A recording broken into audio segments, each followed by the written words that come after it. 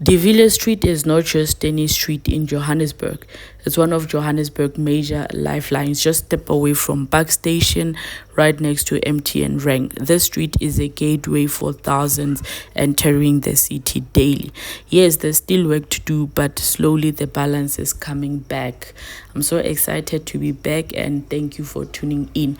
Today is the 24th of November 2025, and I'm back again with another walk. And if you haven't watched my previous videos about the street, please go back and watch them, then share your thoughts. Do you think this transformation is genuine, or it was only for G20? I'd really like to know what you think. So a lot of people ask, why do they come here? Why do illegal traders and illegal immigrants come to Johannesburg? Firstly, opportunity. Johannesburg offers a huge number of customers, far more than rural towns and smaller cities. For traders trying to make a living or support their families, this is a place to be. Secondly, it's all about location. High traffic areas like taxi rank and busy streets guarantees more sales, even if the trade is informal. And starting a street business doesn't cost much, just a small stock or goods and some determination, yana, you are good to go. So do you think it's fair to chase these people away, or they also need some sort of funding and help? What do you think about that? Let's go around and see what's happening around Johannesburg today.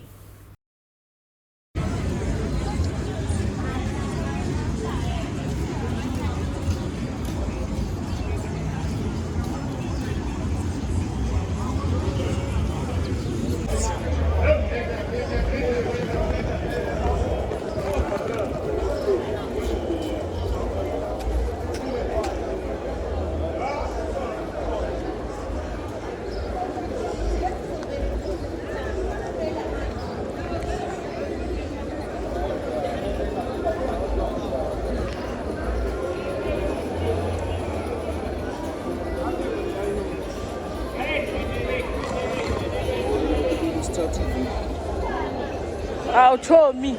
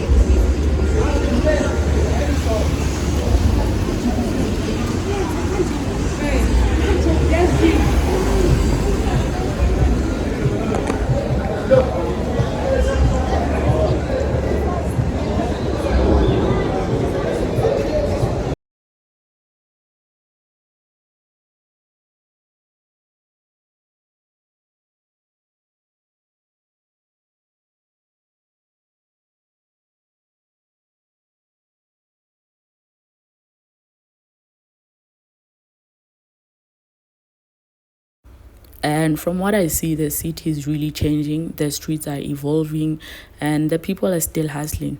That's it for today. Thank you for watching, and please don't forget to subscribe, like, share, and comment. Also hit that notification bell so that you see next time I drop. And thank you. Until next time, sharp sharp.